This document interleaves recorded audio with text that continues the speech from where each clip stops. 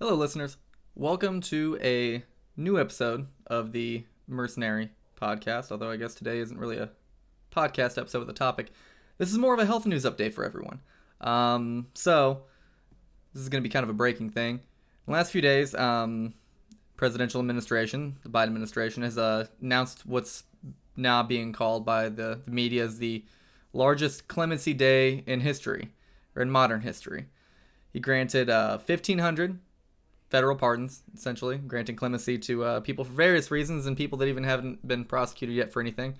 One of the people that he did grant clemency to is quite surprising, and this is directly related to healthcare, which is why I'm sharing it with everyone. So, let's get into today's little snippet of news. Biden grants clemency to Indiana nursing home CEO who led $19 million fraud scheme. Fantastic. So this news is going to come from the Indianapolis Star. It's a story by Tony Cook. He covers a man that was the CEO of the American Healthcare or American Senior Communities Company. His name was James Burkhart, and he was among the 1,500 that was granted clemency by the White House, which is just mind-boggling to me. Anyway, let's read word for word what this article says, and we can read it together thanks to screen recording. President Joe Biden has commuted the sentence of a former Indiana healthcare executive who led a $19.4 million fraud scheme involving nursing homes owned by Marion County's public health systems.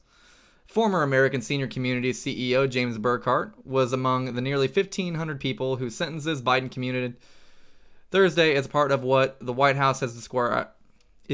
English is hard. Thursday as a part of what the White House has described as the largest single-day act of clemency in modern history. Fun fact, my very first job as an LPN was at an American Senior Community Nursing Home.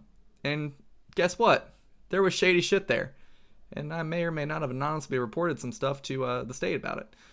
But that was 10 years ago. So let's move on. As the top executive of Indiana's largest nursing home operator, Burkhart and several co-conspirators orchestrated a massive fraud and kickback scheme involving a web of shell companies. He then spent the money on private jets, vacation homes, diamond jewelry, and gold bars. In the tradition of every Bond villain that steals money and commits crime, he would kind of fit in that bill. Most of the stolen money came from the Health and Hospital Corporation of Marion County, a public health agency that owns nursing homes and operates Eskenazi hospitals. Or Eskenazi Hospital, I should say. Although there's a couple here in Indianapolis, so I guess hospitals, plural, would be even accurate. All right, Burkhart in 2018 pleaded guilty to conspiracy to commit fraud, conspiracy to violate the healthcare anti-kickback statute, and money laundering. He was sentenced to 9.5 years in federal prison. Until the FBI raided his Carmel home, in Indiana we call Carmel. In 2015, Burkhart was a major player in Indiana's healthcare industry. He had millions of dollars in public money at his disposal. Thanks to an arrangement between American Senior Communities and Health and Hospital Corporation of Marion County that allowed them to collect extra Medicaid money available only to publicly owned nursing homes. He earned a salary of more than $1 million a year, not including the money he skimmed from sham contracts, and was a significant campaign contributor to both Republicans and Democrats. An FBI informant who wore a wire caught Burkhart boasting about how he spent a lot of money on politicians. Attorneys for Burkhart did not immediately respond to messages from IndyStar. The White House and the U.S. Department of Justice did not provide explanations for individual commutations, but those whose sentences Biden commuted on Thursday had been placed on home confinement during the COVID-19 pandemic and, quote-unquote, have successfully integrated into their families and communities, according to a fact sheet from the White House. I mean, it doesn't seem like they weren't integrated into families and communities beforehand. They just had a habit of stealing tons of taxpayer money from the federal Medicaid system.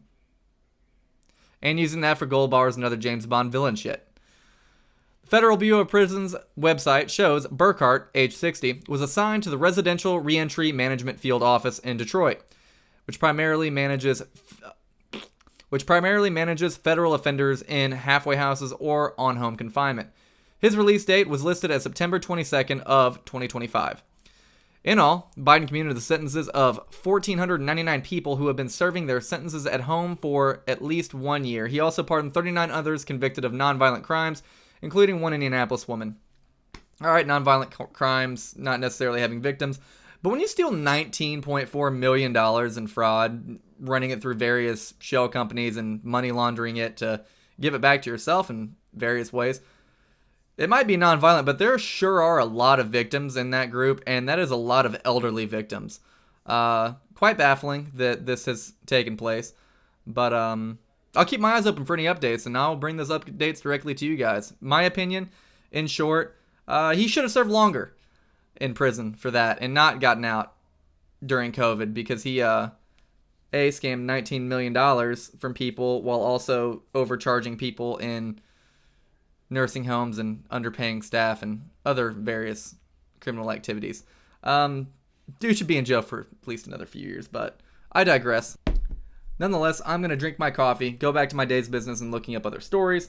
And if you guys like this little segment, be sure to drop a like down below, and also subscribe to the channel so you can always be notified when we post new stories and new podcast episodes. Thank you. Have a good one.